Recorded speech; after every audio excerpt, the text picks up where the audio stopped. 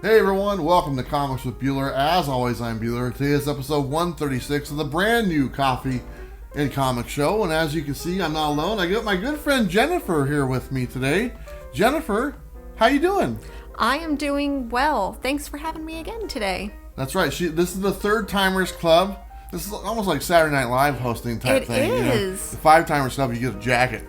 Something like that, right? That better be a snazzy jacket. I'm waiting. It's a vest. Okay. It's a vest. We don't do jackets here. We do vests. But anyway, welcome back. So happy to have you. Now, in case you guys don't know about Jennifer, she has her own channel called Comics Will Break Your Heart. And I just want to say congratulations on hitting 1,000 subscribers. Thank you. I guarantee that you would get that or you could kick my ass. Yeah. And luckily, you got that. And you're not going to be able to, maybe Robbie. Apparently, he gets his butt kicked or something like that. I don't know. Maybe I need to get to 2,000 or There else you I go. kick someone else's butt. So I'm coming for you. There you go. So awesome. I'm so glad to have her here. She's a local here in the same area I am. We got a lot of great people in the Portland area. So, you know what? It's going to be a great show, and I'm very happy to have her back. Third timers. Last time she was with Bob. Now she's back here with me. And we're going to kill it. So here we go. Let's go ahead and talk about the coffee we're drinking. As normal, we're sponsored by Mocha Express, but we're not actually drinking Mocha Express coffee today. I actually did have Mocha Express this morning with Bob because it was his birthday today. Not today, because today is Monday that you're watching this, but today, when we're filming this, is actually on a Friday. So October 1st was Bob's birthday. He turned 70 years old. I don't know. That explains the 50-year anniversary with his wife? Yeah, something like that. I might be off on that by about 14 years, but you know what? I'm pretty sure I'm right on the money. Happy birthday, Bob. Congratulations. Hopefully you're having a good weekend or had a good weekend with you and your wife and all that good stuff. But what are you drinking today? I am drinking a hazelnut coffee. There you go. Yeah. And I made it special with my Keurig machine, my mix. I even frothed some milk. Yeah, there's milk in there, and it's extra frothy, and it's excellent. Yeah, that's right. So a little bit of Bueller goodness in there, and she liked it, so that was good. I'm drinking just regular coffee that looks a lot like water, and it's really good coffee water. Bean juice.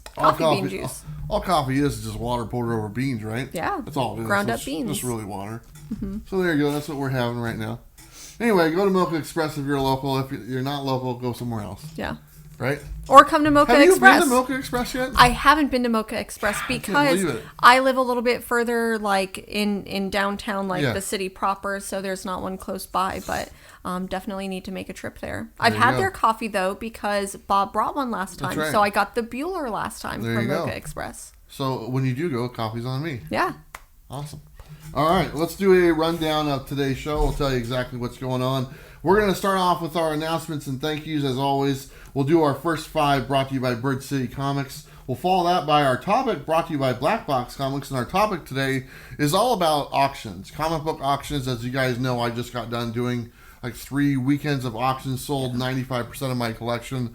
It was a lot of fun. It was a lot of work. We're going to talk about auction etiquettes, the good, the bad. Jennifer actually bought some stuff in the auction as well, so she's going to chime in.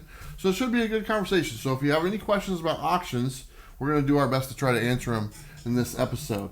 After that, we'll go to our final 5 brought to you by Bird City. And then we have Robbie's pick of the week. And I think you read that book that he picked as far as his pick of the week. I did. I picked that pick as well. You did. Yeah, she's on the ball. She picked it last time too. She's very knowledgeable. And she's also a Rom V fan as well. So very much there you go. We'll have our Was It Good segment where we talk about the books that we read and the books that we're going to read. And that's brought to you by Comics on Coffee. And then we'll have some random thoughts brought to you by our Patrons. And we're going to talk about a little bit of the Venom 2 movie that came out. We're going to talk about Why the Last Man. Apparently, Jennifer has watched it as well. And maybe a few other things that I haven't told her yet. So it's kind of a surprise or whatnot. So it should be a lot of fun. Right? Yeah, let's do it. Yeah, exactly. So let's go ahead and start off with our announcements. First things first. This coming week, there's going to be a lot of information coming up about my next exclusive variant brought to you by Dynamite Comics. I'm hoping to get maybe a sketch out to you guys to show you what it is and to tell you who's doing the cover. I've been waiting all this time. It's been a long time coming, so hopefully this week I'll be able to tell you. Right here it'll pop up where you can sign up for the Indiegogo. It doesn't mean that you're have to pay anything. You just sign up for the newsletter and they'll let you know as soon as the information comes out. Totally free to do that. So if you want to do that right now, the link is down below. You can see it right there. Also, I want to let you guys know, the next 3 weeks of the coffee video, we're doing something different. And what I call it, it's called Comic Book Wars. And it's going to be between me and Bob for the next 3 weeks. So as far as topics, there's not going to be topics. It's going to be Comic Book Wars. And it involves you guys, the viewer who are watching it. Basically, it's going to start off, we're going to have 10 comic books each. And the first category is our favorite number ones in our collection. Okay? Each one of us will have 10. We'll go back and forth. And you guys will vote who has the best for each round. The next week after that, we're going to go to our top 10 favorite independent books in our collection. And then we'll do the same thing. And then the weekend after that, we'll do the top 10 books in our collection total. The thing is, you cannot use any of the old books. So if you use them in the number ones, you can't take those same books and use them in the third round.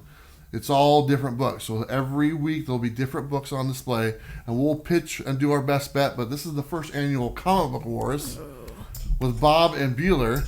So you guys get 3 weeks off of talking about comics. And we'll do some random thoughts things, but should be a lot of fun. I'm looking for. I just pitched it to Bob this morning. He was all into it and stuff, and he's a little worried. You know, I'm like, give me a break. I just sold 95% of my collection, man. Yeah. You got way more stuff than I do. Yeah. So should be a lot of fun. I'm looking forward to it. That's pretty exciting. When you said Comic Book Wars, I thought that there would be like physical. There could be physical fighting. Yeah. I'm thinking that people are already starting to take their bets. Yeah, you can place them right now. Yeah, right now. And we have a prize for the winner. Whoever wins, I have a random prize. Bob doesn't. I don't even know what the prize is. It's whatever shows up to my door because Boom sends me stuff. So whatever they send me, whoever wins is going to get whatever Boom sent us. Or you could get the loser's collection. Exactly. Oh, that's pretty not bad. I used to play something called Pack Wars with cards back in the day. Sports cards. Whoever got the best pack won the other guy's pack. Bob didn't want to do that with the comics. Yeah. That's high stakes. That's high stakes right there. You wouldn't do that. No. But, you know, someday. I want to say thank you to our Patreon members. If you want to join our Patreon, it's $3.99 a month or $4 a month, the price of one comic book a month. If you think we're worth one comic book a month, Jennifer, myself, Bueller, Bob, and all the other people who show up on the show, if you think we're worth that one comic book a month, please join our Patreon.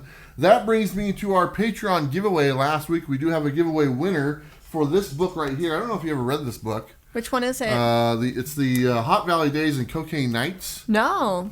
This is a very interesting, very adult book, like I said last week. And these were sent to us by the creator of this book. He's a friend of mine, and I really love the series. Reached out to him, been friends with him ever since. He sent us 2 copies.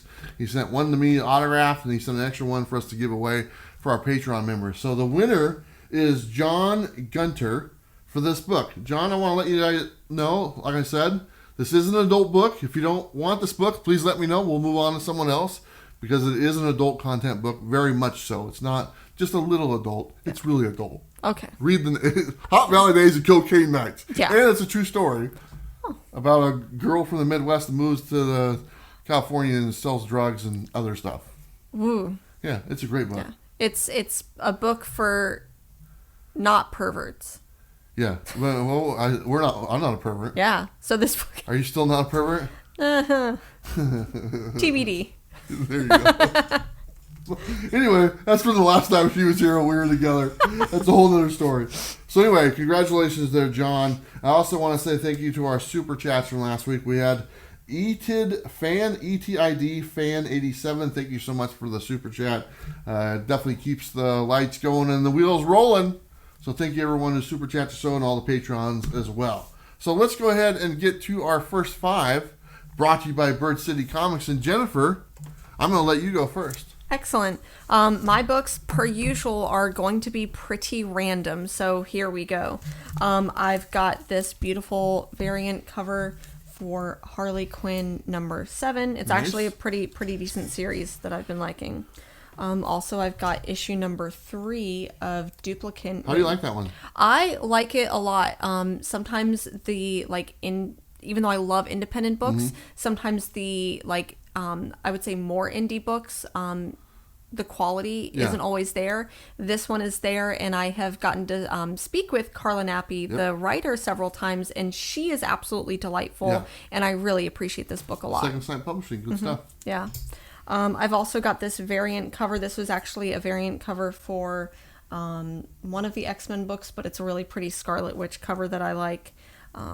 And then I've got this Peach Momoko variant for Inferno. Nice. And then another variant will top it off with this Jenny Frison Catwoman variant. You're a big variant fan, right? I am. I know that variants are kind of a hot topic in the community. Some people love variants, some people don't. I like the Bueller variants. Yeah, the Bueller variants. I am a fan of variants a lot of times. Yeah, I'll say this, and I've said it before. I'm a fan of variants. I'm just not a fan of some of the quantity of variants that come out for certain titles. Yeah. When you get into the 40s and 50 range for variants, it's like, whoa, that's a lot of variants. Yeah. But variants in general, I'm a fan. Awesome first 5. I got mine here. And I got mine's kind of random as well, to be honest. But I'm always going to show these because I'm a huge fan. Spawn number 322, the variant cover. And another variant cover for that one because I buy all of the Spawn variants because they're still $2.99 cover price. Can't go wrong. And then we're going to go to some old DC stuff. There's some DC books I kept. Plastic Man number 1. Oh. Not bad. The Flash number 1. These are some of my favorite DC characters. And Firestorm, the Nuclear Man number 1 by Jerry Conway. Another one of my favorite DC characters. Very nice. I feel like you're pulling out some big guns there now that you've gotten rid of 95% of your collection. Big guns? Yeah. Yeah. No, these are little guns. I think I paid $1 for each one of those. But anyway, those are I have very few DC books left. I'd say maybe as far as stuff like that, maybe 10, 15 DC books in my collection. Wow. Besides my deceased books, because I have all those. And actually, that's part of my final 5. So Spoiler that's our alert. first 5 brought to you by Bird City Comics. Go to their website, Bird City Comics, under the code Bueller. You save 10% on comic books and clothing and hats and I don't know, whatever they sell on there. Yeah. They might be selling other stuff soon. I don't know. But you can get the Bueller Moon Knight there. I think it's still there. Just the regular trade dress one. Oh, okay. That's the only one that's left. So there's like 3,000 of those. So. Not bad. Awesome. Okay, let's move on to our next segment here. And we're going to go ahead and go on to our topic. And our topic is brought to you by Black Box Comics. You can go to their website, blackboxcomics.net. And you can order stuff from there, and you enter the code Bueller10, you save 10% off. They got their current book, Gin Hunter, and then they got like 3 more books that they just showed me that I can't really say much about, but those are coming out. Those look really cool, so be on the lookout. Plus all the other stuff on their website, you can order that stuff and use that code and save some money. But our topic today is all about the auctions, and just etiquette of comic book auctions. Looking at it from the perspective of the auctioneer, looking at it from the perspective of the buyer as well. The do's and don'ts, what to stay away from, what to look for, and just best practices when it comes to auctions. Because there are some things out there that you got to be aware of and stay away from. And there's some stuff out there that's really enjoyable that you can get some pretty good deals and stuff like that. So anyway, we got a bunch of comments that was handed to us through the preview video. And I'm actually going to start off first. Normally I have Bob start, but no. I guess I'm going to start. Bob's not here today. You know, Bob made you read like all the comments. I know. What was it? He read like 1. Yeah, and it was like 3 or 4 in a row last time. Yeah, that guy. You know what? Taking advantage of sitting in this seat. That's exactly what he did. Happy birthday, Bob. Happy birthday, Bob. He's not a pervert. Some of you will get that if you watched the episode before when we were together. But if they're like, why the hell are they? It's like, why are they saying that? All right. This first one is from Blackwing 1994. That's the year I graduated. I enjoy sitting in on auctions, just chilling with other members of the community and learn more about books I may not know much about. If I'm looking to buy, I much prefer claim sales because it's just quicker and easier. That, and it's easier to find claim sales that fit my budget than auctions. So, first thing is about claim sales. I think claim sales, are you familiar with those? Yes. Okay, what do you know about them? Because I've never done a claim sale before. So, The way that I've seen them before, especially on Instagram, so someone will post and then say like, okay, well, here is this book and it's $5. Okay. And then in the comments, the first person to say claim gets that book for, say, so it's $5. First come, first serve. Okay. And then say maybe if you don't pay up, there could be a backup claim. Sure. So that's where I'm familiar with them, is more of like Instagram. But I have also seen them on, say, YouTube, where it'll be like, here's the drawing line. And then first person to say claim after this drawing line gets the book for that much. That can get a little nuts. Mm-hmm. Depending on how many people are watching there. Yeah. No, I think I know what you're talking about now, because I've seen a few of those, and I think I've won a couple of those here and there. But pretty much, like I think I've seen one like A, B, C, and D. Yeah. There's like 4 books, and pretty much it's $5 for a book, whatever one you want. And if you're the first one to put A, then you get A. And then it's easy to know if you look on the comments, you can just tell, oh, A's already been claimed. And so it's pretty easy to know you're not just duplicating something that's not there. Exactly. So anyway, I think that is a good way to get them. And I think there is a couple of people on Instagram. I think, like you said, it's more on Instagram. Mm-hmm. It's just probably easier to maneuver on there. So not bad. But I've never done one before. Yeah. Maybe in the future. Have you done that stuff? I've purchased books. Okay. I do also need to get rid of a lot of my collection. I think I have about 7 long boxes worth of stuff that I'm just waiting to get rid of. And I've been thinking about doing like an Instagram claim sale. But then after watching you do your auction, I'm like, that sounds like so much fun. So maybe there will be an auction on the way from me on my channel. But I haven't sold that way, no. Yeah. You know, I'll kind of speak to you about the auctions here in a little bit, as far as my your perspective on the auctions and stuff. But he also says, he learns information about books, and there's a lot of, and I've said this during my auctions, I'm like, you guys probably know more than I do about these books. You know, some of the ones I'm selling. And sure enough, I'll put a book up, and you'll hear someone, oh, that's the first what, and I didn't even know that, you know, because I mean, you're gonna meet people all the time. I know a ton of stuff about books. And then you're going to meet someone else who knows even more, and someone who knows more and more. You'll never meet the person who knows the most, because there's always going to be someone who knows a little bit more. Yep. And that's the case. You learn a lot of stuff. I mean, you were in those auctions. Said, "Hey, that's a good read. Give it a shot." And people were like, "Knock it off, Jennifer." Yeah, sorry.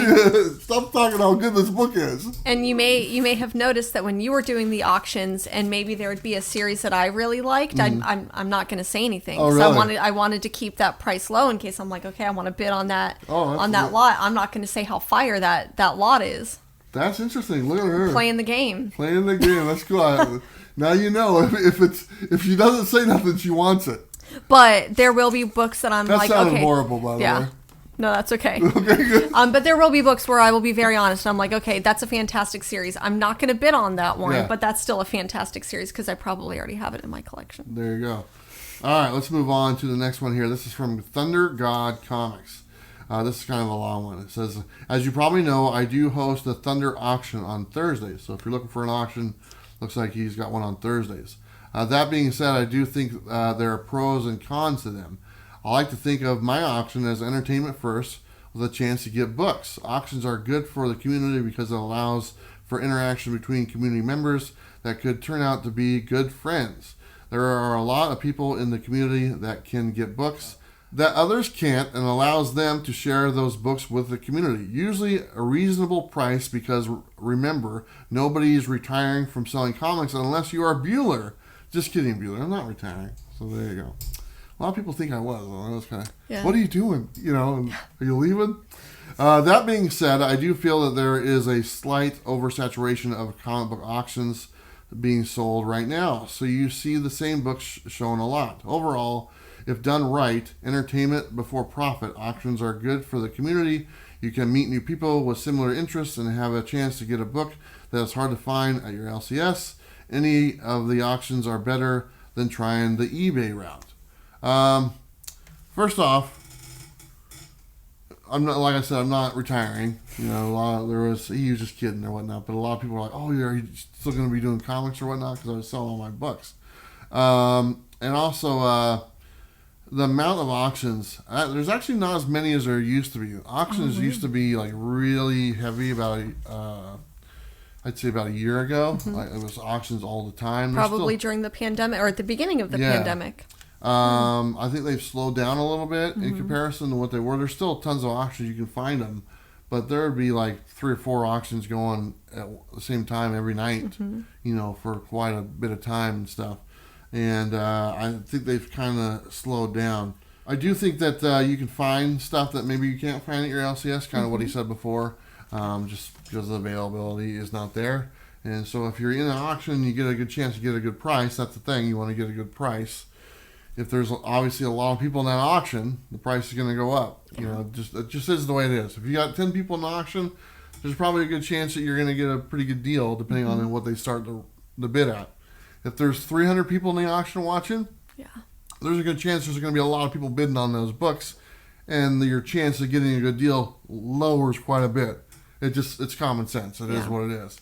But you can find out a lot of stuff, and you can make friends in the auction as well. That's a lot of the local people here, like John Stout, he's in the auction. Eric, they're local guys, they're not YouTuber guys, but they're in my auction. They're kind of helping me out and stuff, and they're interacting with everyone and getting to know everyone, which is pretty cool. You're doing the same thing, and people do get to know each other, especially when there's so many people watching, and there's new names that you haven't seen before because they're just, bigger channels have a bigger audience. It just is what it is. And there's different people you haven't seen. Those people just haven't found the other channels yet.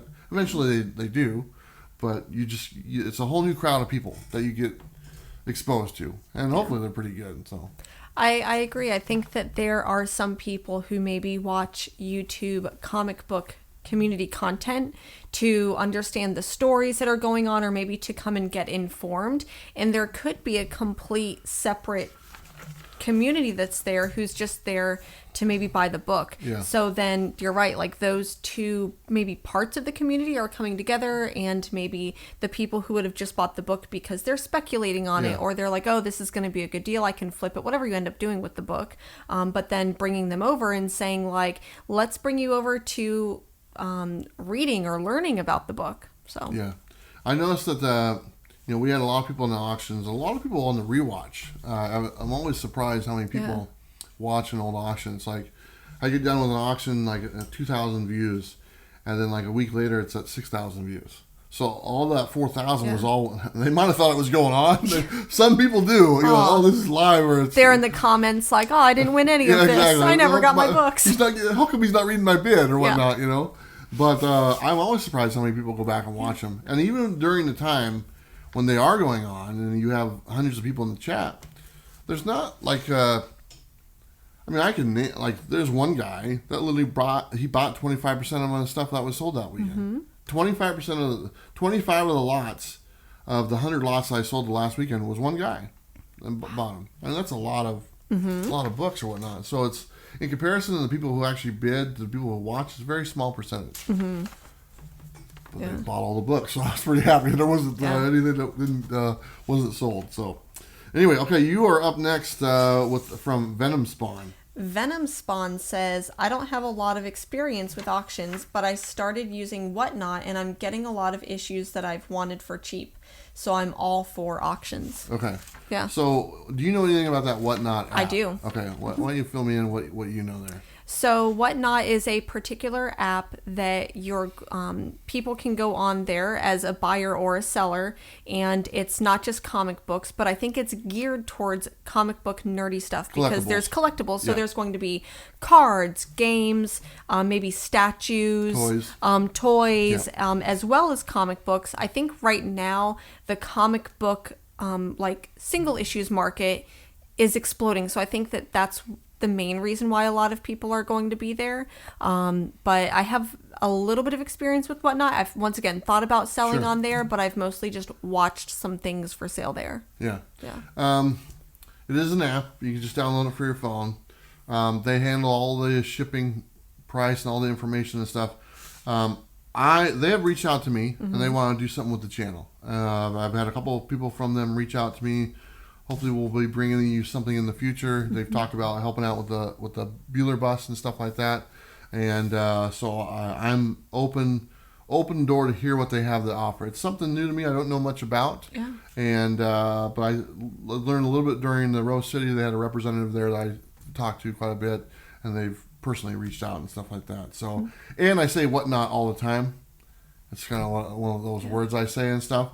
But it is. It's kind of it's a dedicated. I look at it this way. It's kind of like a dedicated eBay just for collectibles. Yeah, and it feels like a community as well as just a social media app, because from what I also understand, you can follow people who are selling, and you even can go on and you can put your interest, kind of like a tag. So it's like, I'm interested in comic books. I'm not really interested in you know, trading cards or things like that. So I can say I'm just here for the comic books. Yeah.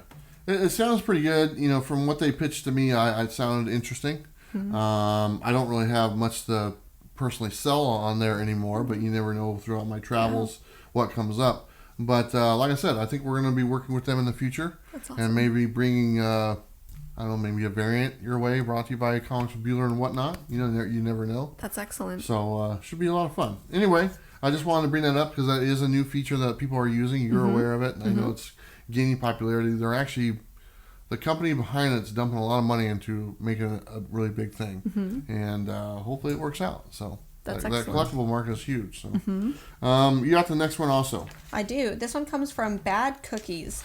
The first thing I look for in online auctions is accurate description of the books. When sellers make false claims about the value or condition of the books, it's an automatic turnoff.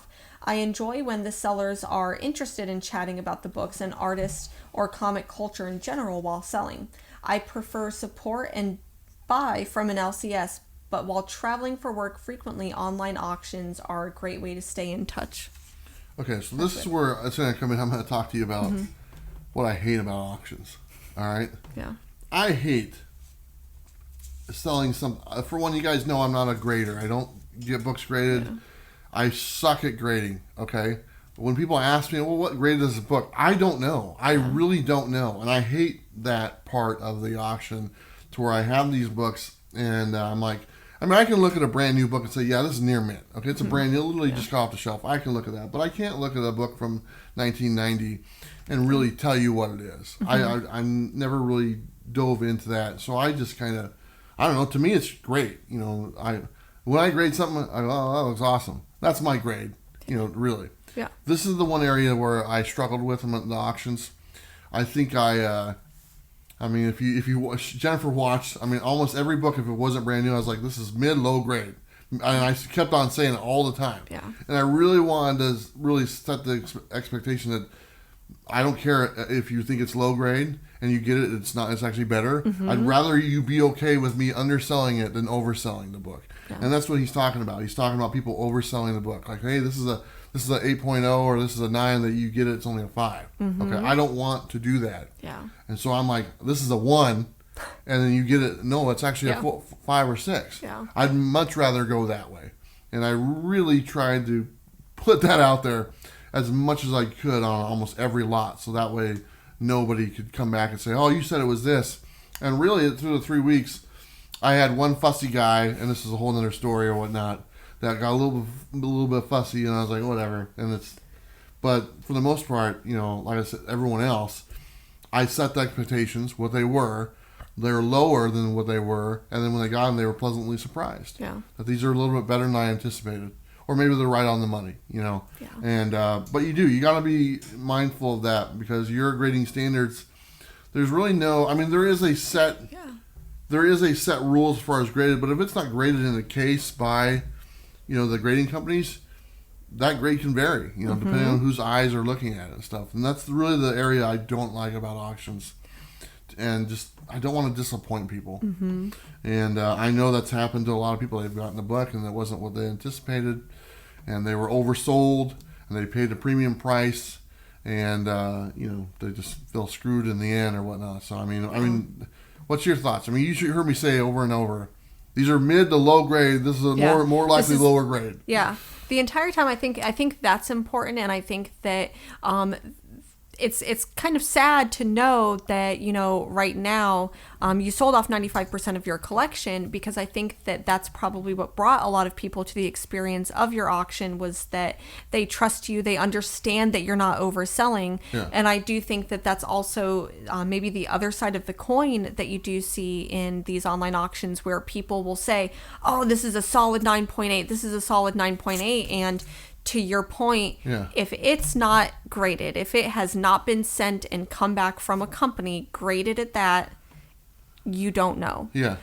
So I think those people that overhype a book to get a certain price, obviously there's something at stake for them. There's a reason why they want you to think that it's that price or can fetch that price. But if it's a raw copy, it doesn't matter, because they could be selling it to you and it could look really good, but then as soon as you get it, the cover could fall off. Yeah. So I would go into any online auction, even if someone says it's a 9.8, go in thinking that you're not getting that whatsoever. Yeah, and really, there's no amount of video that you can show that really shows the quality of the book. I mean, I had books on there that looked on video looked perfect, but if you held it in your hand, this looks like toilet paper. To be totally honest, it is what it is, and. Like I said, for the most part, I felt pretty good about what I was saying about the books. But I said a few times, hey, if you get this clean and pressed, and really I've never had a book clean and pressed, but I've heard that it does make a difference, okay? Yep. I've never had a book graded, so I don't know, but I do know that obviously this copy of the book raw is less money than this copy of the book graded, so it does increase the value of the book depending on what it is. Yeah. And so if you want to get a book graded that was bought raw and you spend that money, it's going to be worth more than what it was before that. But that is the one area you got to be aware of. That's the one thing I worry about in auctions a lot. Just the description of the book. If it's a brand new book, you feel pretty comfortable. It's probably spot on. Yeah. But anything that's more than 5 or 10 years old, you got to be aware. It's there's going to be issues with the book. Unless it's professionally graded. So anyway, that drives me nuts. And people are like, "Oh, what grade would you put on that?" They'd be like, "What number?" I don't know. I really don't. I couldn't. If that's a 5. I wouldn't even know. I know what a 9.8 looks like. Yeah, that's about it. But if I could look at a book and say that's a 5, I'd go, really? Why? I wouldn't be able to tell you why. And that's the way I've always been. So I'm sorry. Yeah. I mean, you bought a big book recently. I did buy. We'll get to that a little bit later. Yeah. But I mean, it was graded. It was graded. You knew what you were getting. I knew exactly what I was getting. Yeah. Okay, we'll talk about it later. Okay. Okay, it's on our random thoughts. So anyway, we'll go on to the next one here. You have Barry, I believe. Barry Eisler says, what I like about online auctions is that it gives you an idea about what the books are actually selling for, as opposed to the Overstreet price guide. Yes. So one thing it does do, and I agree with that statement, but I do like Overstreet price guide I like Overstreet price guide for the common books, I guess, if you want to call them common books. Yeah. So if you're looking for older silver or bronze age books, or just regular issue number 120 of a series, it's not a key or nothing like that, but it'll give you a good ballpark figure what you should spend for that book. But what it does do on the auctions, it gives you real time value for what people are willing to spend on that book. And you can watch the price go up or go down or whatnot, or just stay. It's like, okay, 3 people were bidding $100 in that book. There's 3 people willing to spend $100. Yep. Okay, goes up to 120. There's only 2 people. One person, finally down to 1. So you see what the real people are really willing to spend on that book, because in real time they're buying that book right in front of you. Yep. And so you really know what it's worth to that people. Now, you always heard the term, it's only worth what someone's willing to pay for it. Well, that's what you're actually getting to see right there. So the information there for you is available. Obviously, if there's only one bidder, you can't really take a good. If there's one bidder on the item, and maybe they overbid or whatnot because they didn't have any competition and stuff, and it's really not a good ballpark to measure it. But if there's multiple bidders, that means, like I said, there's multiple people interested in that book, and they're willing to pay a certain price. So, okay, I got the next one as well. This is from James Wolbert. He says, I do not do comic book auctions. It seems rigged. Last minute, last second bidder outbid me. You know what? I'll just say there are rigged auctions.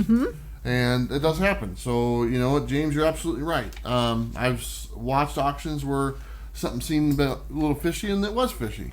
And, that's going to turn a lot of people off. I've always seen auctions where people set their price, like starting bids, like really high. and it's like you can tell that they're not, if they don't get a certain price, someone comes out of nowhere and bids it, then more likely that book probably never leaves that guy's collection and stuff, And one thing on my auctions, the ones I've done, you guys will watch them. I literally 95% of the stuff I started off like, one book, $1. Yeah. I didn't care what it was. Yeah, I didn't care. It's like starting bid $10, and the first bid I got was $80. And I started low because the only thing I can control in an auction is what it starts at. Mm-hmm. From that point, it's out of my hands, and whatever it sells for is what you guys decide want to pay for it. The only thing I control is where it starts. So I always I'm just going to start 20 books, $20, and that was 95% of my stuff. Yeah. I started out there, and if that was the case and they sold for $20, I would have been okay with it. Mm-hmm. But you do see the other one. So I've actually heard people before the auction starts, I have to sell this at a high amount to get. It's not worth it, because there's not a lot of people here. So we're going to start off really high. I'm like, well, that doesn't really. That's not really how an auction works, know. And they start off with some ridiculous amount and stuff, and then some random person out of nowhere comes in and bids it to save it or something like that. Mm-hmm. It's like, so there is fishiness going on, and we're kind of trying to hit on that a little bit. So you got to be aware. I do have some. At the end of here, I do have some do's and don'ts for the auctioneer and also the purchaser as well, the people watching the auction. So, but have you ever been like, I don't know about that. That seems a little out of place. I haven't, but I would say that if they're, to me, like once that's not a true auction at all. I could see how some people would do that.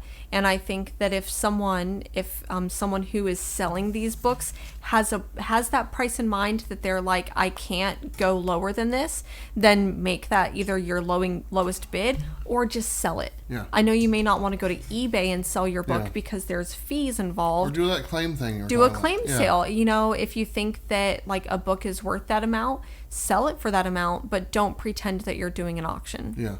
I think it's kind of lame. But I've seen that. I don't think there's a lot of auctions that were, when I was talking about a year ago when there was a bunch of auctions, there was some shadiness going on with some of those. Mm-hmm. And I don't think most of those people are around anymore. Because eventually it catches up to you and you get called out and then you're blacklisted or whatever it is. So then you come back like a year later with a different profile name, but it's similar and everything. But if you type in the name and the old name shows up, interesting. Yeah. You don't think about that part, do you? Mm-hmm. So anyway, you got the last two. He Who Remains is up next. He Who Remains says, hated not being able to see what was ahead to determine bid pacing. Also hated the bid and dash. There are some books I wanted but felt some a-hole was just making offers just to do it and not being serious about it. I do think bids should be limited to current subscribers. Patreon are those willing to place a deposit to ensure we are getting sincere bidders. But it was my first auction and I truly had fun. Bank account, not so. Yeah, so He Who Remains was not having a good time. But the guy bought 25% of my lots. Oh, wow. Yeah. And that was if He Who Remains, if that was your first time, and man, but I understand what he's saying. Yeah. I totally understand what he's saying. And honestly, I get a little nervous when I get in the lots and I see names I'm not familiar with. Mm-hmm. And I'm like, who is this person? And it happens, because I don't. Here's the thing. 20,000 people, 22,000 people are subscribed, okay? Let's just say this video, maybe by the end of the life cycle, gets 7,000, 8,000 views. Mm-hmm. In theory, 10% of people will comment. That's it. Yeah. Okay? The other ones, I don't know. But 8,000 people watched it, okay? Mm-hmm. 5,000 people watched the auction, but only 3 people left a comment. Mm-hmm. Okay? Wow. So I don't know all the names, but there's obviously people who are watching. Mm-hmm. Only 10% of your audience really is the people who comment on a regular basis. And so these people have been watching for years, but they've never said a thing. Mm-hmm. And so you see those names and you're a little worried. Also, it's like, man, this guy just bought 5 lots and spent, $1,000. Is this a real person behind that thing? And that crosses my mind. And it probably crosses his as well. Mm-hmm.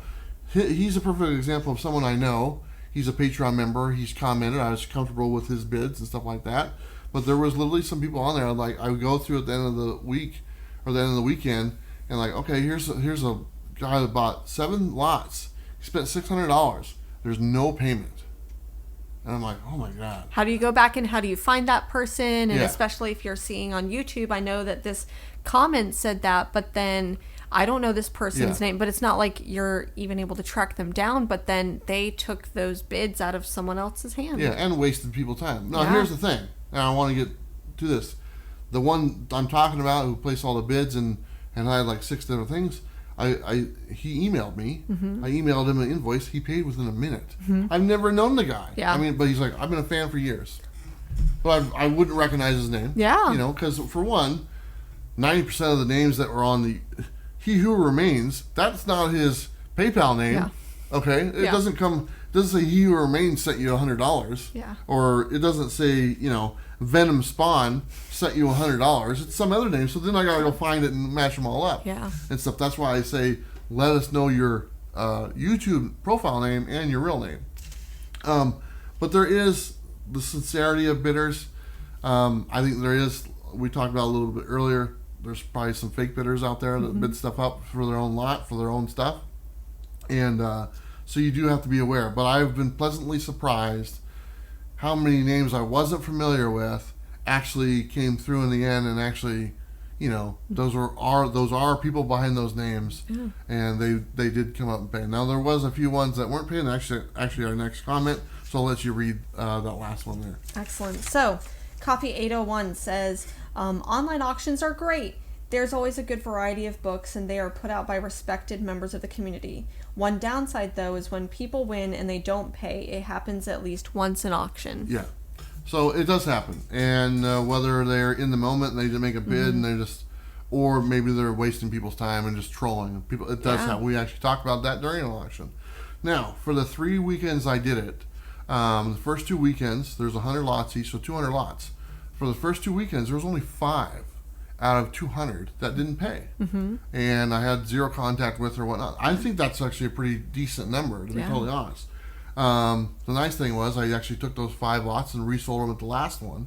And this last one, which was 100 lots, only 3 people didn't pay out of 100. And I'm okay with that. Yeah. That's a 97% success rate as far as people paying. None of the lots were too huge. There was one Ironman lot that was like $130.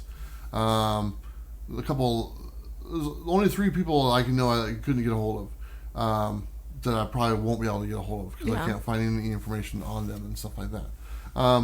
But it does happen. Like you said, Copy said it happens once per hour. It probably happens more than once. Yeah. And that's kind of in the etiquette. I'll get here in a minute. But it is in the back of my mind when I'm doing an auction. When I see a name I'm not familiar with and they just bid $400. Like, who's that? Yeah.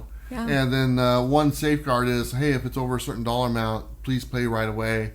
That way we know that these books are being, and that's kind of, I adopted that on the fly when we started doing the X-Men stuff, and the prices were going nuts, and stuff, and the people were, I'm like, I got to make sure this money's actually coming in. These books aren't, I'm not wasting people's time and stuff like that. Luckily they all did. They all came in. So, but yeah, there is the phony bidders. There is those trolls out there that do that kind of crap. There's other, here's the thing. I'll just be honest. There's people out there who might even be your quote, your YouTube friends. And then they'll, they like to mess with you or whatnot, or your fellow community members or whatnot. And they got a little account, Bushwhacker 89 or whatever it is. Bushwhacker 89, we're coming for you. Yeah, I don't know. Sorry, Bushwhacker 89. They just some random bid or whatnot, just to mess with people and stuff. It happens. It's just no different from getting a crappy comment about a video. It is what it is. Luckily, if you can kind of filter through it, He Who Remains kind of mentioned, maybe doing something for just subscribers. Half my audience is not subscribed to the channel. Okay. Wow. And I look at the thing and my preview video, 7,000, 8,000 views, only 40% are subscribed. So how do you do that? And you can't. And here's the thing: your subscribers, you can turn off so you can't tell what you're subscribed to. Yeah. It's just an option in YouTube. You just click and you can't tell who subscribes to your channel, and so you can't really do that. Now I like doing the thing for the Patreons, and I want to do something for the Patrons, and there's actually something coming up very soon for our Patreon members, which is very special, and I want to say thank you to all of them. But I wouldn't mind doing like just a Patreon auction and stuff. I feel pretty confident that those people are there to, they're real people behind there, not the Bushwhacker 89 guy. Bushwhacker 89, you got to become a Patreon member now. Come on, Bushwhacker. Only $3.99 a month. If you think that we're worth $3.99 a month. Yeah, look at you. That's awesome. I don't think Bob's ever said that. Oh, maybe a little bit. I don't know.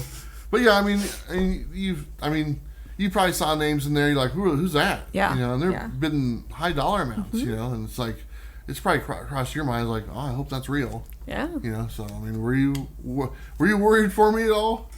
A little bit, especially because I think that either the next day or the next weekend, you were like, okay, if this is a high amount, I need you to right away send me PayPal right away. Yeah. Like, tell me your YouTube name, tell me this. And I'm like, oh man, he probably got burned by a couple of those, but it sounds like it was only a few and it wasn't too bad. So. Yeah, it wasn't bad at all. I was very pleasantly surprised. Like I said, there was a couple here and there. No, I think the highest one was like $120 or something like that, which was like those Ironmans I showed last week and stuff. So it's not that big of a deal. So I was okay with it. But if there was literally a one for like $1,500 and there was I was like, oh man, now what do I do? So because not only if that would have been the case, it wasted all your guys' time, all the time it took to do those, and you guys watching, whoever that was on the other end, if it was fake, they just wasted all your time, and then you got to redo it. So I don't like wasting time.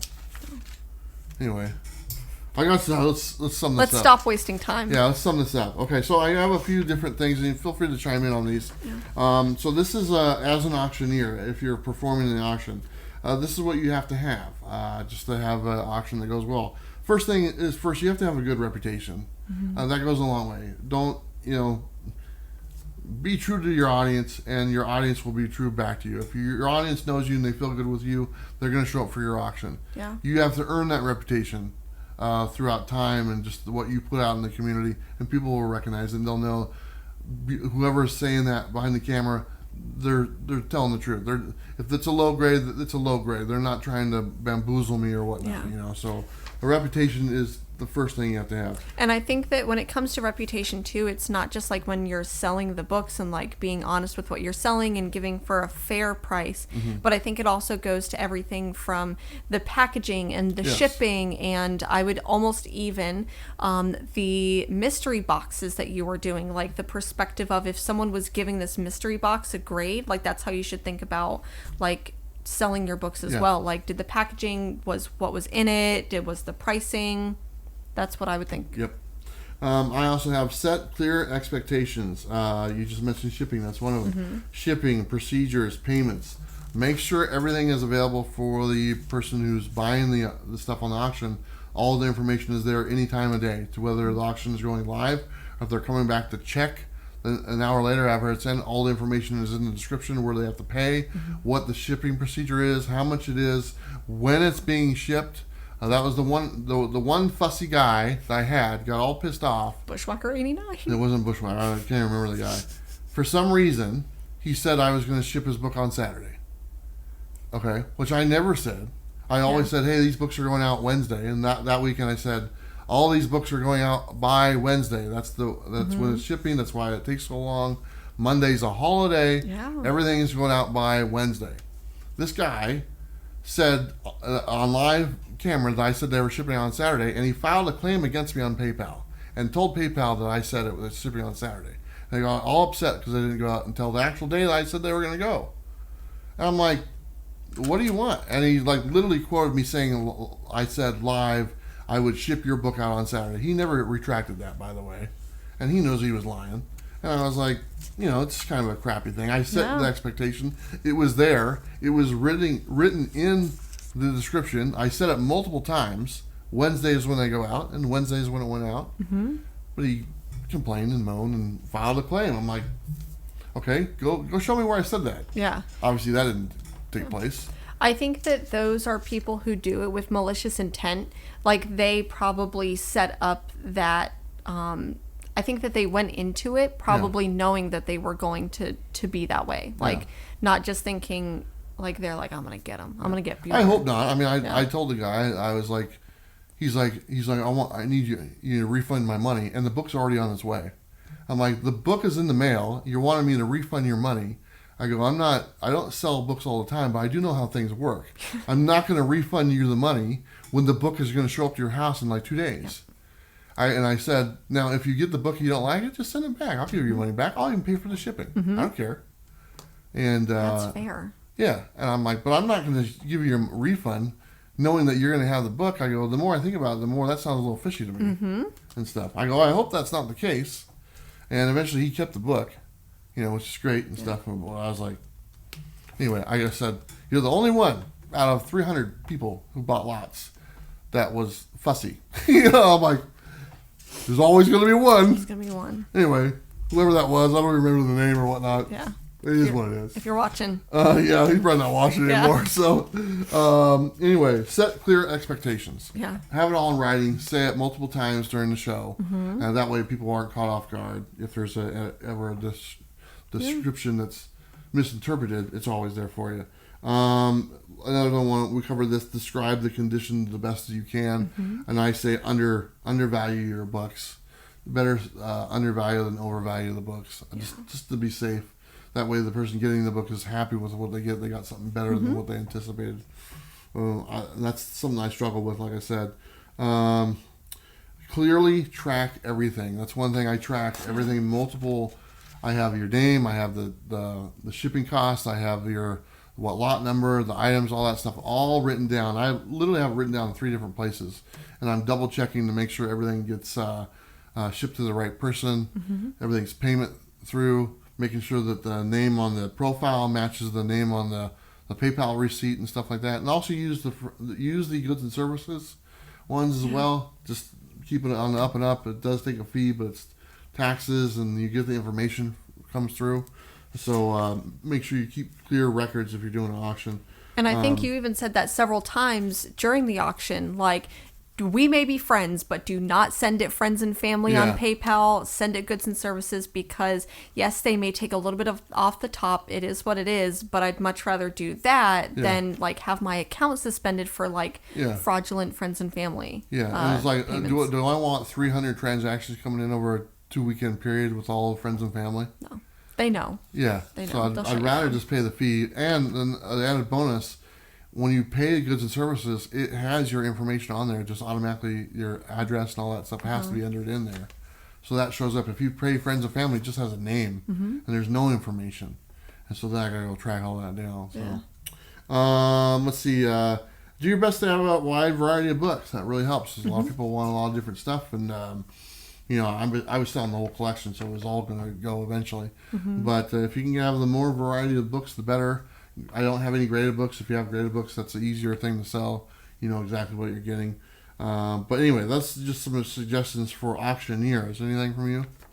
Once again, I think just being genuine, and I think that there was another point of don't just make it about the book that you're selling. Make it about maybe the story, or is this a plot line, or can you give me some information about the publisher, or maybe did the artist or the writer do other books as well? Yeah. To me, like, those are maybe kind of imaginary, but there are those other added details to the book. The more information you can provide, the better. Yeah, no, I agree. I think the perfect example was like Nuclear Family was a title that wasn't paid for.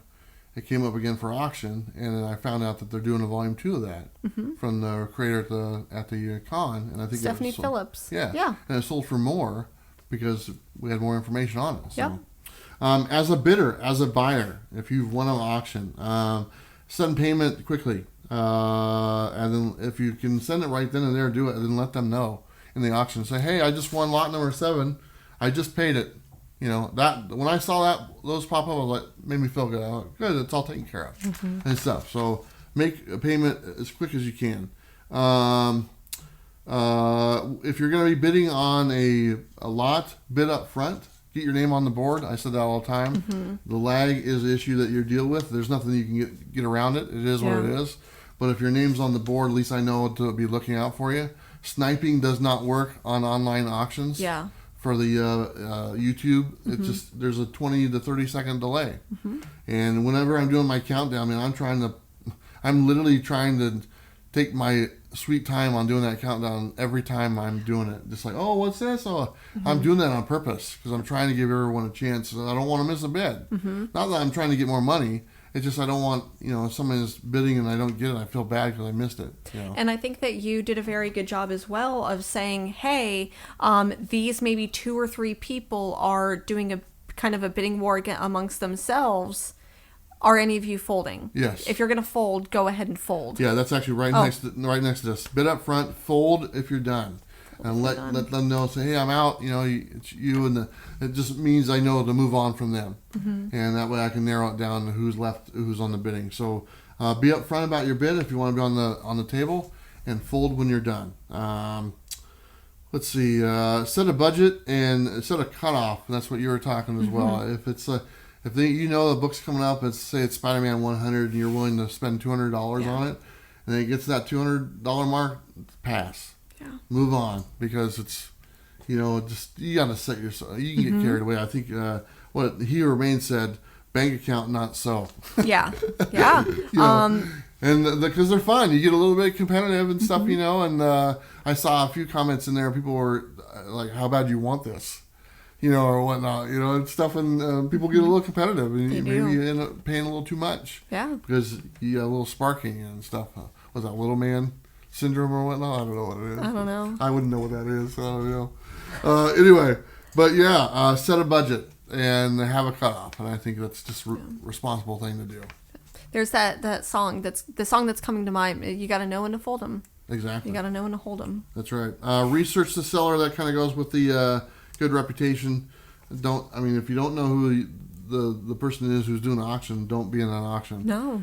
Do some research before, then catch the next one or something like that. But don't at least know who you're buying your books from and stuff. And a lot of times you'll see these sellers, and I actually don't like this, but like somebody will host an auction and they'll have like 10 different sellers on that auction, and they just take turns. I don't know who these people are. Yeah. It's one thing when it's and we'll get to that here in a little bit, but it's one thing if it's another friend who's like, if Bob's here with me or whatnot, that's a whole other story than just 10 random guys who don't even, like, one of them doesn't even do a YouTube channel, but he's on the auction and stuff. Yeah. I don't know, who that guy is. I don't know if I'm comfortable with, buying from him. Yeah. Now, if he doesn't follow through, does that fall back on the host of the show?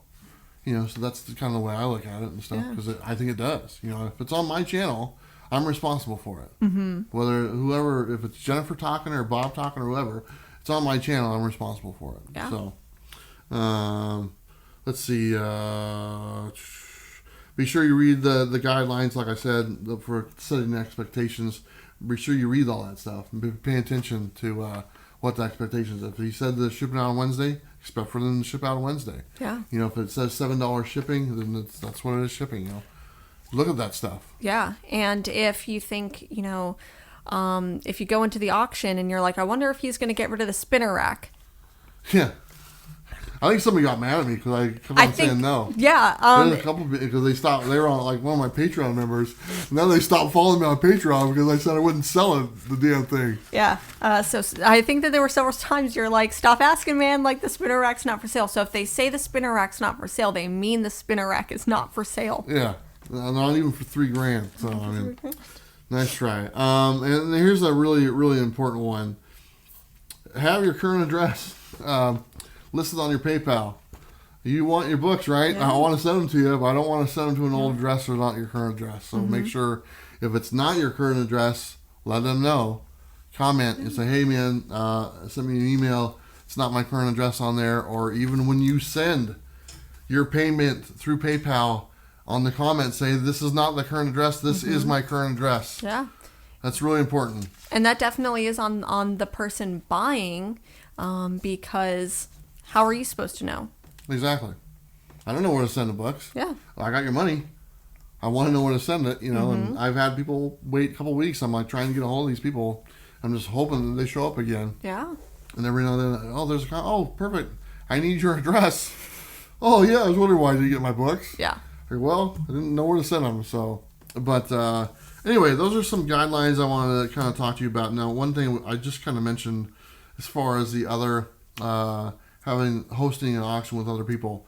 I'm gonna probably be doing something with Dynamite. Dynamite, the company, the owner, the publisher, or whatnot. They are wanting to do some auctions and stuff, and they've asked me to possibly host some of their auctions on the channel, and they've made it pretty interesting from my end. And I've seen some of the books that they have, and I feel comfortable enough because it's not just some random person. This is a company who publishes books, who's been around a long time, who I'm doing business with as far as my next exclusive.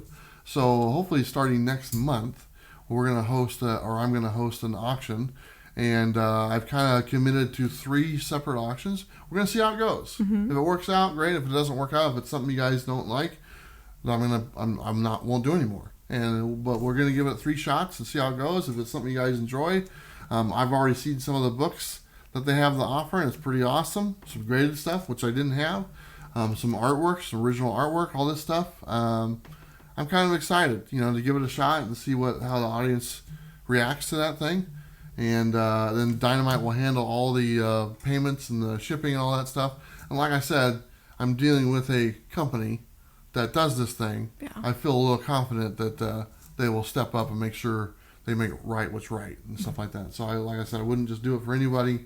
I have a personal relationship with the gentleman, and I feel pretty good about it. So November 5th might be the first one. Oh, wow. And then we'll do 2 other ones 2 weeks apart after that. So it should be fun. And some of the books are pretty cool. I'll show you. Okay. They're pretty, you'll like them. So, and they're graded and everything. So anyway, we're going to give that a shot in November and see how it goes. But that was our topic. That was a pretty good topic. That was a long topic. That was. There you go. You were worried it would be a short show. I know. We're not even halfway done. I was like, we're not going to do this, and... There you go. There you go. Nope, we made up for it. Anyway, auctions. Hopefully we answer some of your questions. If not, let me know in the comments down below, and we will see what we can do from there. But let's go ahead and switch over and do our... what's next? Our final 5? Yeah, our final 5. Let's do our Brought to you by Bird City Comics. Go to their website. Enter code Bueller. You save 10%, right? Yeah. Is that what you're saying? Yeah, I said you save 10%. That's right. She knows. You ever bought Bird anything City there? Comic Books. Where did you do your exclusive from? Moonlight. Bird City. Yeah, that's what I bought from them, nice. And I got 10% off, and it was kind of nice because it ended up being like free shipping on the book, so it totally worked out. Awesome. Yeah. There you go. Well, all right, you're up. Go final 10 brought to you by Bird City Comics. Final 5. Final 5 of the 10. So I've got Primordial #1, that variant cover there. I also got The Death of Doctor Strange, Peach Momoko cover there. Killer Queens #2 by David Bueller. Really liking that title. Nice. And then Impossible Jones, the variant cover there by Scout. And then last one is Miracle Molly, Secret Files Miracle Molly. Did you like that one? I did a lot. I didn't get it. It's alright. It's a DC book. I don't have any DC books anymore. It's really good. I like DC. I'm kind of iffy about with a lot of things, but I actually really liked this one. Alright, I'll take your word for it. Yeah, but you won't read it. No, I'll take your word for it. Okay. That's good enough, right? Yeah. Your word is good enough. I don't need to do the research. I'll just believe you. See how that works? Yeah. Perfect. Alright, speaking of DC books... That you don't get? DC books, yeah. You literally just said, I don't get DC books, but here are some DC books. These are older books. I mean, not older, but I mean, come on. Okay. So these are my some Matina covers from my deceased. And so this is Deceased Dead Plant #6, Funky Cold Matina cover. I came up with that name, by the way. This is Deceased Dead Plant #7, another Funky Cold Matina cover. Here is Deceased, the regular series #4, another Matina cover with Joker. Here is number 5. This is the one with Harley Quinn. Zombie. And number 6. Look at that. That's pretty cool. Funky Cold Matina. All the goodness right there. Final 5. Funky Cold Matina covers. Funky Cold Matina covers. You know what that's from? No. You know Funky Cold Matina? No. Damn it. You're young.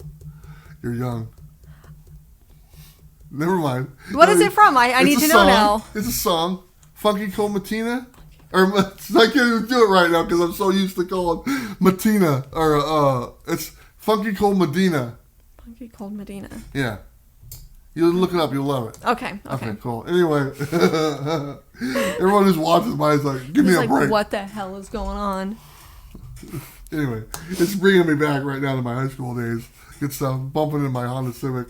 81 Honda Civic. There you go. Funky Cold Medina. Funky Cold Medina. Medina. Medina. It's Medina. I don't know. I can't remember now. I'm getting old. Okay, what are we doing? Oh, yeah. Let's go ahead and move on. We're going to go to our buddy. We're going to go to our pal. Yeah, that one guy. Yeah. Yeah, that one guy that are you gonna... Now, Bob has a feud with him going on. You don't have anything with him, do you? No. No? Yeah, they're like going to rumble. Oh, they're going to fight. That's right. Yeah, Bob like threatened him or something like that. Okay. Yeah. Like, that's a little hardcore there, Bob. Mm-hmm. But, Bob's like that. He's kind of a jerk. Bob is kind of a jerk. Yeah, he's rough. He made me read like 4 comments in a row last time. I know. Jeez, what a horrible guy. Happy birthday, Bob. Anyway, let's go ahead and go to Robbie's Pick of the Week. Hey everybody, I'm Rockin' Robbie Billups from Pop Culture Philosophers Station. You're checking out the all-new coffee and comic show, and my pick of the week is...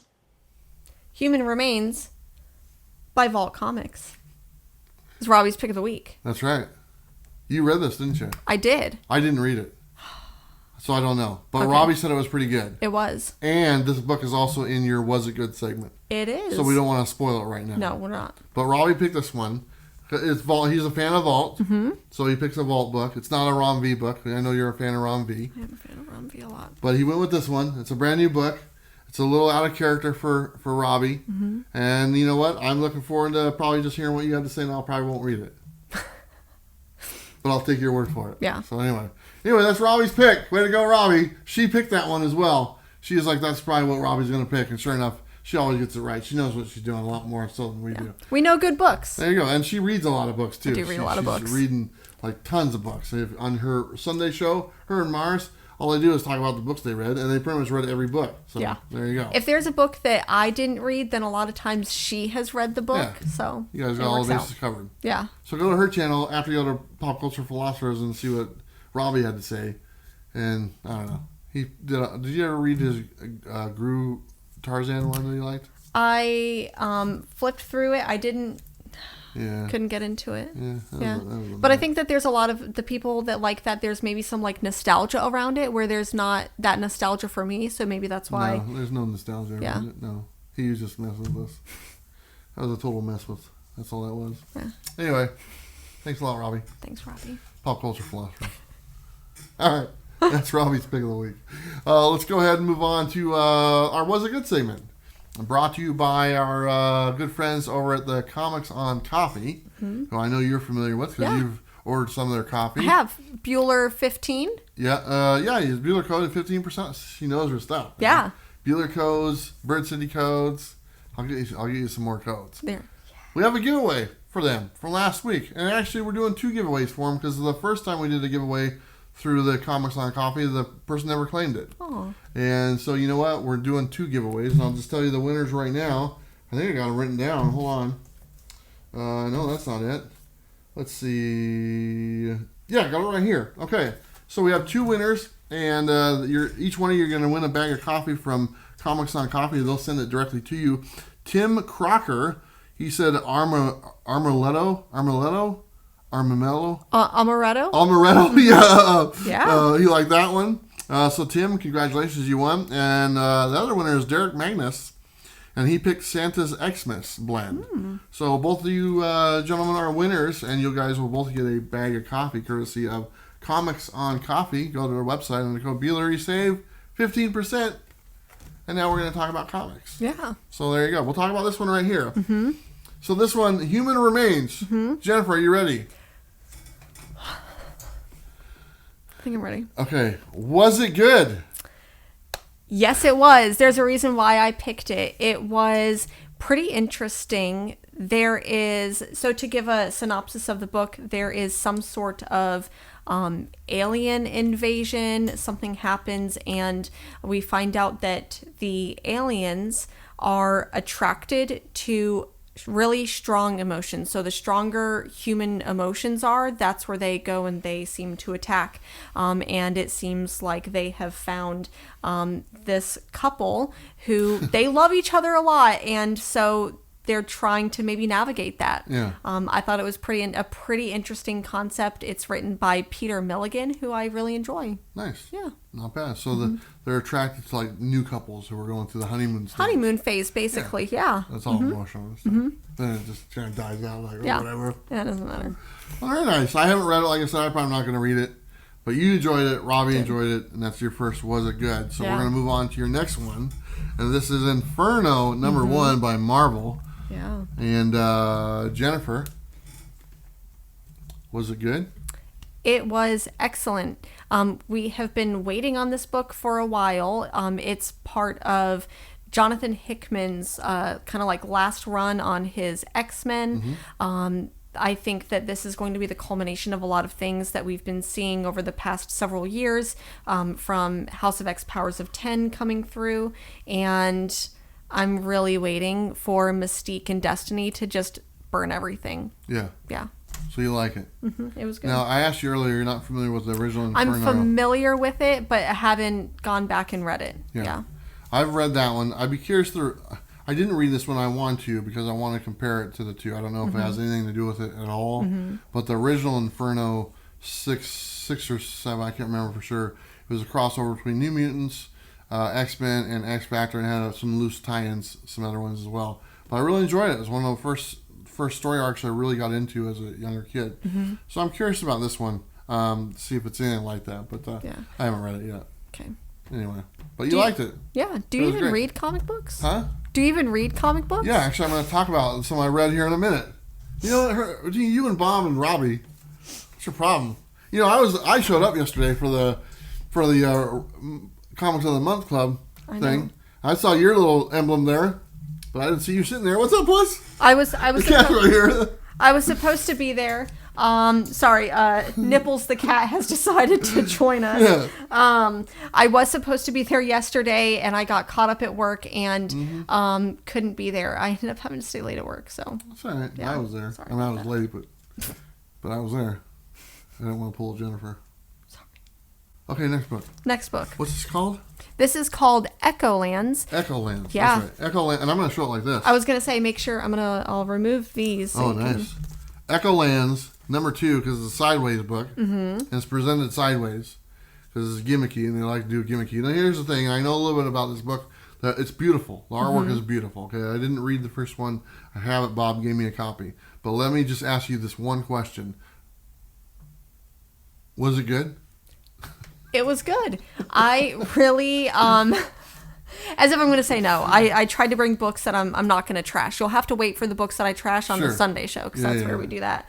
But yes, it was good.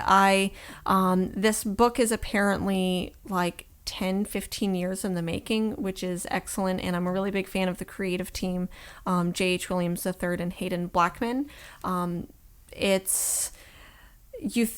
went in thinking it was going to be more fantasy based, but it ends up being a little bit of fantasy, a little bit of sci-fi, a little bit of like kind of cyberpunk with also some D&D elements in it. I'm really enjoying it, and I think that the way that the book is formatted might throw people off, or it might be intimidating for people, but after seeing it and reading it and like immersing yourself into it, I really think that there's no other way that this book could be done, because the format just flows really well. Yeah. I'm not a fan of that type of format and stuff, so that's all I have to say. Yeah.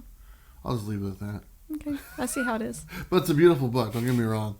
I just don't like stuff. And the ones that are like that you flip up and it's sideways and stuff, like Barricade was Barrier. like that. Barrier was like that. I was like, and plus it was like an extra inch longer or half inch longer. And you couldn't what a pain in the ass that was. Anyway, luckily this fits right into a modern size bag and board. There you go. Awesome. 3 books that you liked. They were all good. I guess it's down to me now to do my 3 books. We'll Excellent. see if I liked all 3 of these. Okay. Let's see. All right. So the first one here is Unborn, and this is issue number 1. Yep. Books. Okay. And what I really want to know about this book. Bueller. Yeah. Was it good? Yeah, it was good. I enjoyed it. It's by, full disclosure, it's by a friend of mine, Frank Gogol, does this one. Mm-hmm. And I've really enjoyed his other books and stuff, and this is his newest book. I don't really... he didn't really do a lot of science fiction stuff, so this is kind of a different take from his worlds that he's done. It's more set in reality, what he's done in the past. And I really enjoyed it. It's kind of it's got these creatures in there that are kind of reminding me of Starship Troopers, which is actually one of my favorite. I consider it a B movie, even though it did pretty well. But it starts off in the beginning. You will appreciate this because I know you're a saga fan. It's a mother giving birth, but the mother dies during birth, and then the kid is born. Fast forward, the kid is now pregnant, older, and then the father is dying, and she's pregnant with the baby. So it's kind of where the unborn stuff comes. Anyway, the father turns into some alien because he got attacked by these creatures and stuff. So it's interesting because the mother, who's going to be a mother, is still dealing with the fact that when she was born, her mother died during childbirth. And now life is having a second time around, and she's still dealing with that. And now the father is dead or turned into a monster. So there's a little bit of a relationship dynamic into it, and I liked it.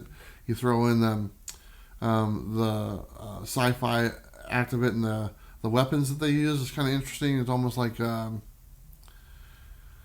of a little bit of Power Ranger-y, maybe. I don't know, because I know he wrote a Power Rangers issue. And maybe I'm thinking of that wrong because I'm not really too familiar with Power Rangers. But the weapons that they kind of use, they kind of show up, like light weapons or something. I don't know if that's Power Rangers. But anyway, I thought it was interesting. I liked it. I thought it was good. Frank Gogol, right, did a book called, was it No Heroine? Yes. I read that this last year, and it was really good, and it was a really personal book about family dynamics. I really enjoyed that book. His books are very personal. There's something in, just I mean, I don't want to get into too much detail, but the books that he writes, there's some personal aspects in every one of those books, either indirectly or directly. That are in those books that he's experienced through his life or life around him or whatnot. So he puts a lot into it. He puts a lot of emotion and effort into it. I've enjoyed all his works, and he's a hardworking guy. So congratulations, Frank. I like it. I like it a lot. It was good. Yep. Okay. I'm going to say that I'm going to try to read this one instead of being like, I'm not going to read this. Source Point Press. Yeah. There you go. So the next one that we've got here, I haven't read this book yet, so I don't know, but I'm gonna need to know before I read it. Okay. Bueller. Yeah. Was it good? It was great. It's number 7 was the best. The Chip Zdarsky issue. One was the best. By far. And number 8 actually says, "Yeah, we know it was." Literally, the first half of this book is Donny Cates rewriting this series.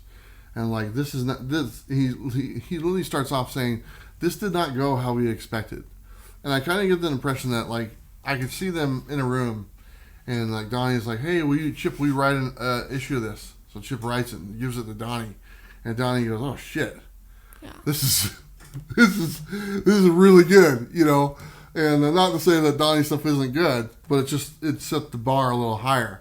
But he didn't see it until 6 issues into the series, and stuff. So this is Donnie kind of addressing that and saying, okay, we might take this book a little different direction and stuff, and kind of turn it on its side. And so I liked it. I thought it was pretty good, and I've enjoyed the series so far. And but the first half of the book is kind of him addressing it, and the second half of the book is taking off from where we last saw from issue 6. Okay. So there you go. Not bad. I enjoyed it. You're gonna like it. That's excellent. Yeah. It's been a series that I've been following, and can't wait to read it. Maybe Donny Cates was just too busy writing Venom, putting all of his work into that, and this just fell to the back burner. Yeah, I don't know. And I don't know if I asked Donnie, and then Donnie he kind of came up with a really great answer for this. I said Donnie, I go, what would you, now that you've had Chip write one of your books, what would you bring if you wrote one of Chip's books? And Donnie goes, I'd make it a top 10 seller. What a jerk. I think it's just payback, though. We're starting a feud right now. I mean, they're really good friends. They give each other a hard time. So I was like, dude, that's so cold. He's like, yeah, if I did one of his books, it'd be a top 10 seller. Well, you know who Donnie Cates' favorite YouTube channel is, right? I absolutely know. He said it's on the record. There you go. Well, there's one more book here for the Was It Good segment, and that is Spawn issue 322, and the only question I have is, was it good? Yeah, it's great. It's just more Spawn goodness. More Spawn goodness. I don't need to say too much more. It's just literally Spawn being Spawn and just wrecking this guy, this whole issue. It's just him just torturing this guy and just spawning out on him. I don't know what else to say. And it was awesome. And the artwork is great. It's $2.99 books still. It's a hard cardstock cover. I can't preach this enough. If you don't have Spawn or any of the Spawns on your pull list, add them to your pull list. Make this the #1 selling book in the comic book industry. Just tell Marvel and DC, like, hey, Tom McFarlane can make a quality book for $2.99 with a cardstock cover and put out 3 different variants, and it's awesome. There's no reason you guys can't do it. And the only way to get that message is to make sure that we buy all the copies of this book that comes out, and this becomes the #1 selling book. Because then Marvel and DC and the other people will be like, well, if he can do it, why can't we do it? Yeah. And if you don't think Tom McFarlane knows this, he definitely knows it because he wants to kill him. He's a competitive guy. He wants to be #1. He wants to say, hey, Marvel, take a hike. Hey, DC, take a hike. And he's got friends there, so I'm just saying. You know, he's that type of guy. Yeah. You know, he wants to just say, I can do it. Why can't you guys do it? And he does it. So, hats off to him. I love it. Add Spawn to your pull list. Add all 3 copies of the different covers that are coming out every month.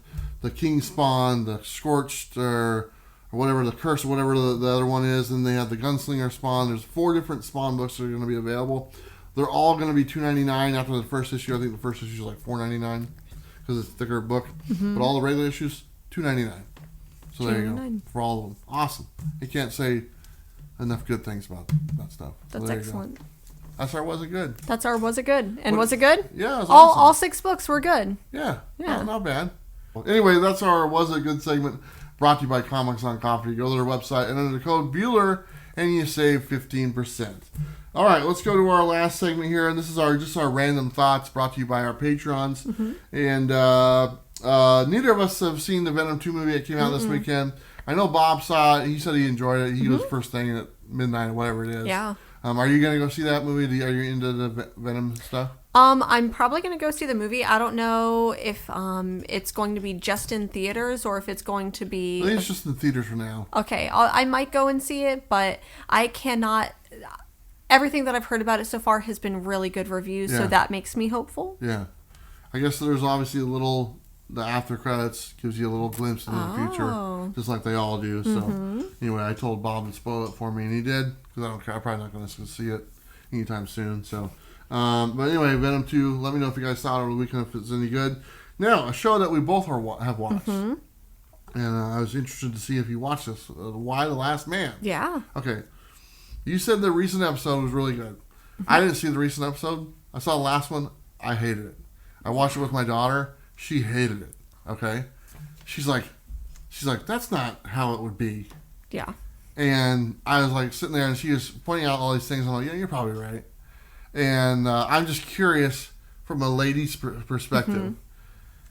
If all the men were gone, would it go Thunderdome within 2 weeks? I don't think that it... Because that's pretty much what happened. So, here's something that I take a look at whenever... Because there's a lot of times where I do have those moments when I'm watching something and I'm like, that is not how it would be. Yeah. And that's called the suspension of disbelief. That is the phrase used, the term used for when that happens. And it's like... in a world where all men are gone, and so you have this fantastic world, but there's a tiny detail that makes fantastic world? There's this fantastic world that's going on where there's one part, and you're like, all the men die, but there's this one thing where that's where my suspension of disbelief ends, and so it happens to me frequently, and I kind of have to take a step back. Yeah. I think that this show, and I think that this series is great so far. I'm still enjoying it. Yeah. Yeah. when the guys die, it's quick. It's not like they don't use a lot of resources to like prevent this. It's literally like they die within an hour and they're all dead. Okay, so there's no resources wasted or whatnot to try to save these. Yes, but it seems like there's nothing left already. That is where my suspension of disbelief ended, where I was like, what do you mean there's no food? There should be 50% more food because all the men have died. So I think that maybe that could happen months, maybe years down the line where food would be scarce, but you literally now have 50% more food. And it definitely seems all gloomy all the time. Yeah. It's like, there's other places in the world where it's not just gloom and stuff, because it's like they go to this thing and like she trades a grenade for like a thing of something. I don't know. It's like, really? Yeah. We're already to grenade trading? Yeah. The grenade trade. Yeah, it's like that came fast. 3 weeks later with a grenade, and stuff. And it's just like, I don't know, when my daughter was watching it, she was pointing stuff like that out. She's like, that doesn't make any sense. Yeah. And I was like, yeah, I think you're right. And I kind of fell off it. But now you said the last episode was pretty good. So I might have to give it another shot. I'm still enjoying it. I'm going into it just knowing that it's going to throw some things in there. And so have you read it? Okay. It's been, so I will say this, it has been about 15 years since I've read Y the Last Man. That was actually one of the Vertigo series that when I was getting into comic books that I was really reading. Okay. So it's been quite a while. Obviously a lot of things are different from the graphic novel, but I'm still enjoying it, and it is what it is. I'd be curious to hear what you guys have to say. If anyone's watching it, let me know if you're enjoying it or not. Like I said, I'm on the fence now. I don't know what to do. I'm conflicted. I want to know what everyone would do if all men died. Like, I'm curious what would be the first thing that like people would do? Trade a grenade. Trade a grenade, yeah. All your extra grenades lying around. Because that's what we need, that grenade. Yeah. Shouldn't you have double the grenades? You should have double the grenades now. So now your grenades would that mean that your grenades are now worth double, or that they're worth less? Yeah. It's like now there's double the amount of weapons for everybody. Exactly. Because half of the people are gone. Anyway, that doesn't make any sense. But that's what they're doing, right? This is another random thing. So we just got done with Rose City Comic Con. We did. A few weeks ago, and this was your first Comic-Con here in Oregon, correct? Yeah. So you've gone to other cons when you were in Florida. What was your impression of the Rose City Comic-Con? I saw you a couple times there. Yeah, we bumped into each other a couple times, and it was a lot of fun. I think that this convention, more than conventions that I've been to in the past, I made a lot more connections with some creators. Nice. So that I really appreciated. I also appreciated that being in this like comic book community, running into people like that, I think was one of my favorite parts, was running into people that I know, and talking to creators. Nice. Yeah. Really cool. So you enjoyed it. Yeah. So just so you know, that was at about half capacity of what it normally is. You probably heard that. Yeah. And stuff. So there's usually quite a bit more people. That's what it felt like. Yeah. Yeah. And a lot more creators are usually there. A lot of headliners. We were really lacking this year in like headliner people and stuff like that. But yeah, I'm glad you had a good time. Not only did you have a good time, but you got to mark off a book on your list. I did. And I remember, I think I saw you like just right after you bought it. And she was all glowing. Actually, I saw you when you first got there. Yeah. And then I saw you again right after you bought it, and then I saw you the last day. So why don't you share with us the one of the grails that you got? So the grail, who was one of the grails. I mean, there's another grail that I did kind of get. I did end up getting Spawn number 9. So I did get that for a pretty good price. But that's no comparison. But that is no comparison to. I ended up getting House of Secrets 92, which, for those of you who don't know, that's the first appearance of Swamp Thing, and Swamp Thing is probably one of my favorite characters, and I think now, like, getting more and more and more into, like, buying collections or buying things for my collections, I've just been like, what are the characters that I love? What are the characters that, like, I feel connected to? So one of my other favorite characters is Death from Sandman. So of course I have her first appearance. But I knew that this was going to be a big chunk of money, and it was a big chunk of money, and I put on my big girl pants and I bought it. That's awesome. Yeah. I saw it, and she was all excited and stuff, and I think you had said that I asked her, I go, what are you looking for? You know, I'm looking for the. Yeah, I think that I had, day. on the first day, it was probably, I had taken 20 steps into the convention, and we saw each other, and you're like, are you looking for anything? And I'm like, yeah, House of Secrets 92. That's the book that I'm looking for. I had set aside some money for the convention. I'm like, this is going to be my convention money, but that number immediately doubles. If I find House of Secrets 92. So I did see it at another table at one of the booths, and it was a CBCS, and it was graded at a 6.5. And I'm literally just standing there with analysis paralysis. Do I buy it? Do I not? And then someone comes up behind me. I don't know if you're watching right now, but this person comes up behind me and is like, you're looking for that book? And I'm like, yeah. And they're like, there's this other place that's selling it for probably about the same price. It's lower grade, but it's CGC. And I'm like, yeah. And so he's like, yeah, let me show you. And so I'm like, this is literally how I get kidnapped. Like, this is how someone kidnaps me. They're like, I wasn't alone. My partner was there with me. But I'm like, this is how I get kidnapped. Like, for other people, it's like, I've got this van with free candy. Down this gravelly road. Down this road, this dark road. But for Jennifer, it's, hey, I've got that issue of that first appearance of Swamp Thing. And that's how I get kidnapped. So anyways, they brought me to this other table that had a CGC 6.0, and I ended up buying it. Wow. First day of the convention, this person selling it was even like, I'll go ahead and I'll hold it for you, because I'm like, man, this is my whole budget for the entire convention, like, and I'm gonna spend it in the first hour here. And so he's like, okay, I'll hold it for you. And I'm like, okay, I'll be back. And then I walked around, I left, got something to eat, and came back, and I'm like, I need to buy this book right now. So pull the trigger. Well, congratulations. Thank you. That's awesome. I saw the book. It's awesome. I think you showed it on your channel, right? Yeah. Yep. So I knew that she wanted that. It was the very first, like I said, we ran into each other the first, few minutes of the con. She's like, yeah, I really wanted to get this book. And for her to find that was awesome. It didn't take her hardly any time at all, like you said, the first day. Well, because someone found me and brought me to it. Yeah, some dangerous stranger. So that's how you get me. So. Hey, Jennifer, I got a book there for you. Let's go. Congratulations. I think that's awesome. Thank you. It's always nice to cross one of those holy grails off your list. I don't know what's next. You don't have anything else? Any other grail? Big one? Not necessarily. I've bought most of I have like all the other, like I said, I have Death, the first appearance of Death, first appearance of Jubilee. I have Angela. So I'm trying to pick up like those books. I think that I have a raw copy of Saga #1, and I have every single Saga issue of Saga. So there's maybe some, like a graded of Saga is what I'm maybe looking for next. So, okay. Yeah. So you're pretty close to being done. Yeah. We won't even see it anymore. No. Bye. Bye. It's been fun. It's been fun. I'm going to go hang out with Swamp Thing. There you go.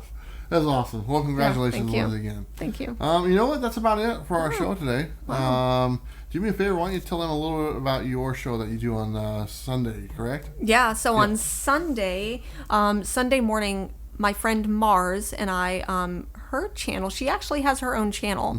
And I will always say that she is the better half of the show, because she is just absolutely fantastic. And so every Sunday morning we go live on my channel, Comics Will Break Your Heart. Her channel is That Comic Girl.